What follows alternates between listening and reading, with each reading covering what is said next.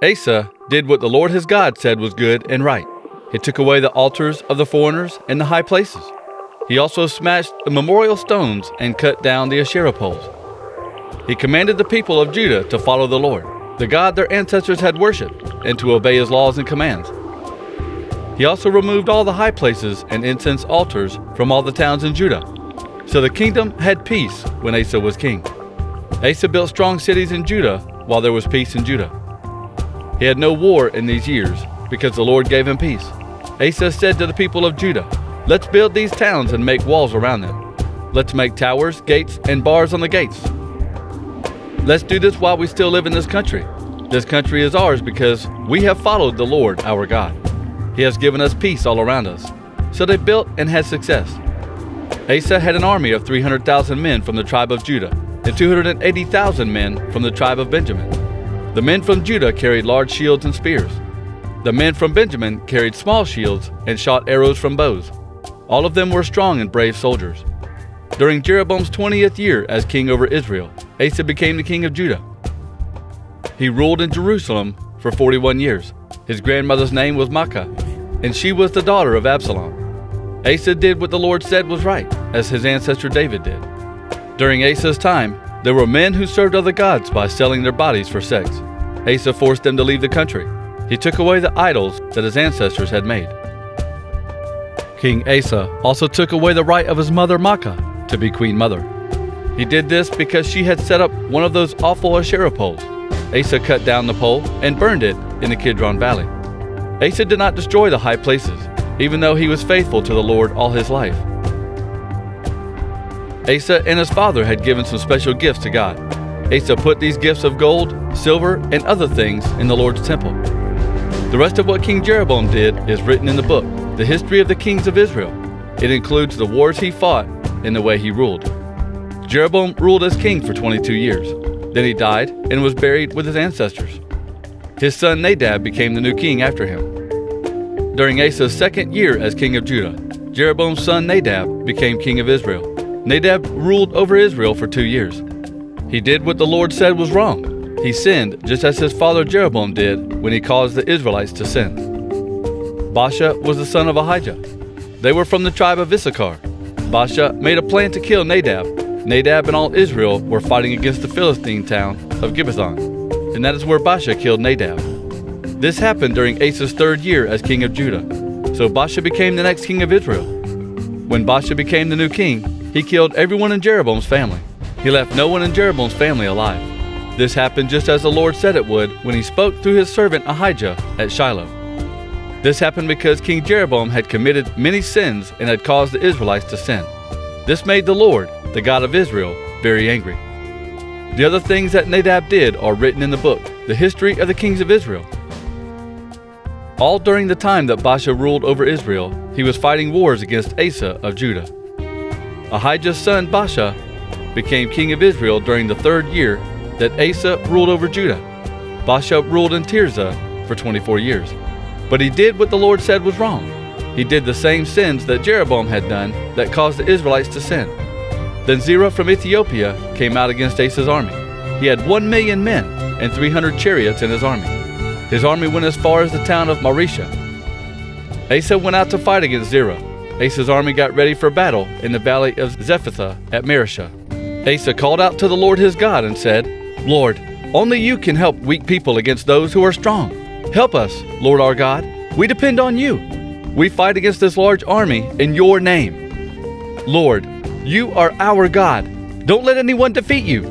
Then the Lord used Asa's army from Judah to defeat the Ethiopian army, and the army ran away. Asa's army chased the Ethiopian army all the way to the town of Gerar. So many Ethiopians were killed that they could not get together as an army to fight again. They were crushed by the Lord and his army. Asa and his army carried many valuable things away from the enemy. Asa and his army defeated all the towns near Gerar. The people living in those towns were afraid of the Lord. Those towns had very many valuable things. Asa's army took those valuable things away from those towns. His army also attacked the camps where the shepherds lived and took many sheep and camels. Then they went back to Jerusalem. the Spirit of God came on Azariah, who was Obed's son. Azariah went to meet Asa and said, "Listen to me, Asa, and all you people of Judah and Benjamin. The Lord is with you when you are with him. If you look for him, you will find him. But if you leave him, he will leave you. For a long time Israel was without the true God, and they were without a teaching priest and without the law. But when the Israelites had trouble, they turned again to the Lord, the God of Israel. They looked for him and found him. In those times of trouble, no one could travel safely. There was great trouble in all the nations. One nation would destroy another nation, and one city would destroy another city. This was happening because God gave them all kinds of trouble. But Asa, you and the people of Judah and Benjamin be strong. Don't be weak and don't give up, because you will get a reward for your good work." Asa felt encouraged when he heard these words and the message from Obed the prophet. Then he removed the hated idols from the whole area of Judah and Benjamin. He also removed the hated idols from the towns he had captured in the hill country of Ephraim. And he repaired the Lord's altar that was in front of the porch of the Lord's temple.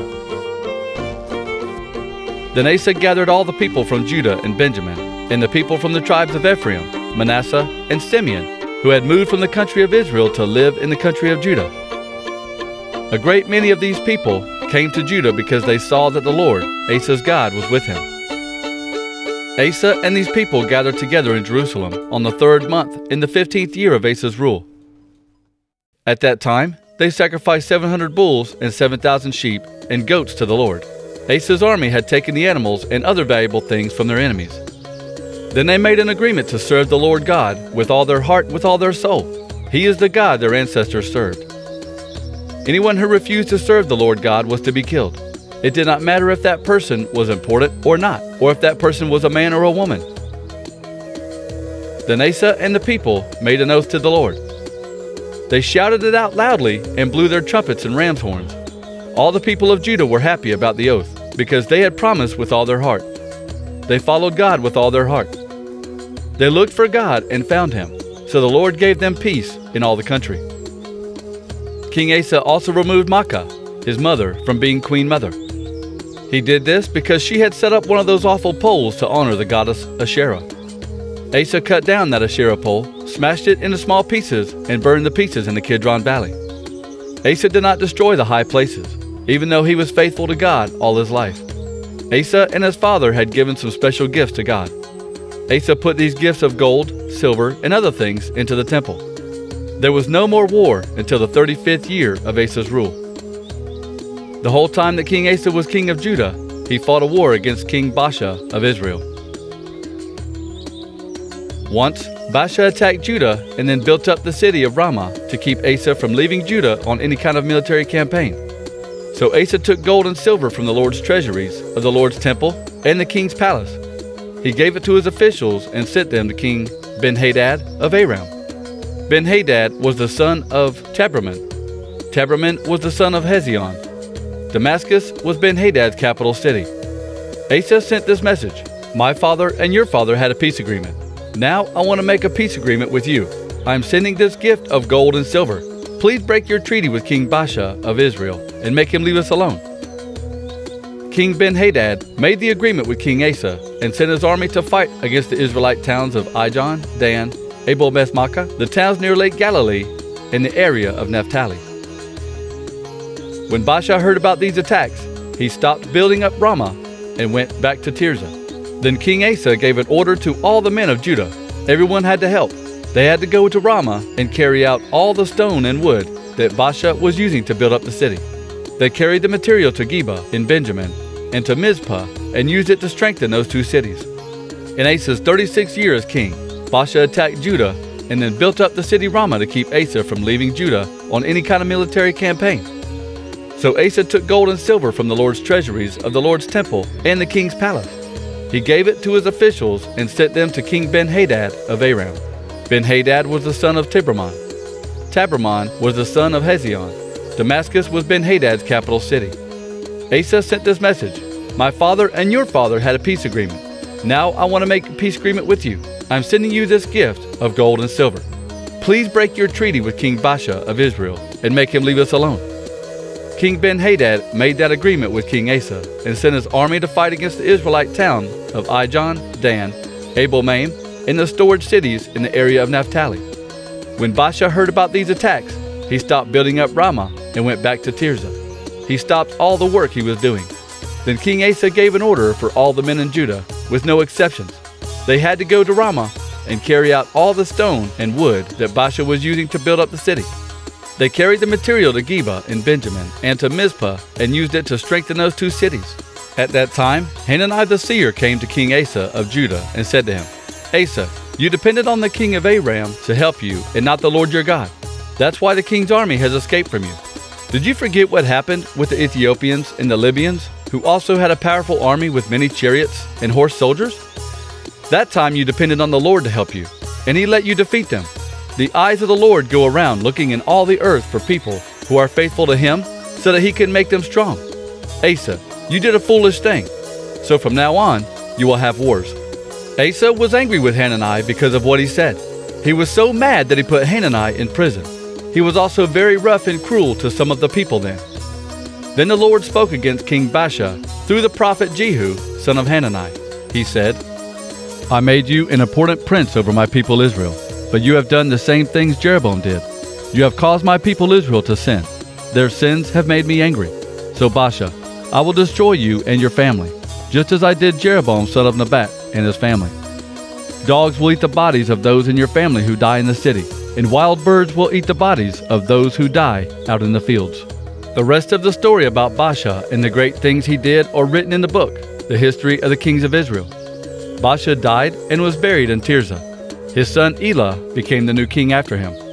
That book also has the story of the time the Lord gave the message to Jehu, the prophet, about Baasha and his family. Baasha did many things the Lord said were wrong, just as Jeroboam and his family had done.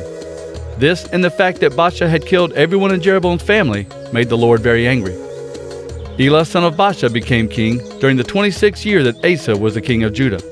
He ruled in Tirzah for 2 years. Zimri was one of Elah's officers. Zimri commanded half of Elah's chariots, but Zimri plotted against Elah. King Elah was in Tirzah, drinking and getting drunk at Arza's home. Arza was the man in charge of the palace at Tirzah. Zimri went into the house and killed King Elah.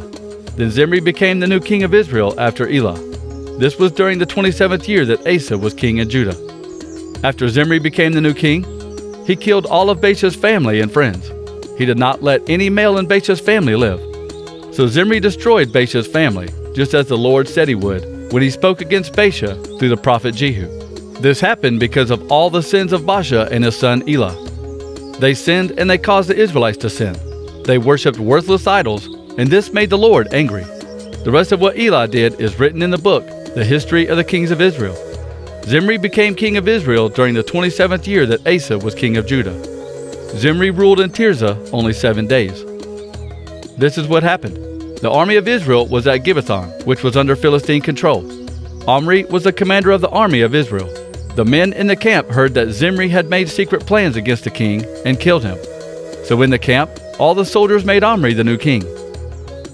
Then Omri and all the soldiers of Israel left Gibbethon and went to Tirzah. They surrounded the city and attacked it. When Zimri saw the city had been captured, he ran to the palace fortress, but the soldiers burned it down with him still in it. So Zimri died because he sinned and did what the Lord said was wrong, just as Jeroboam did when he caused the Israelites to sin. The story about Zimri's secret plans and the other things that he did are written in the book, The History of the Kings of Israel.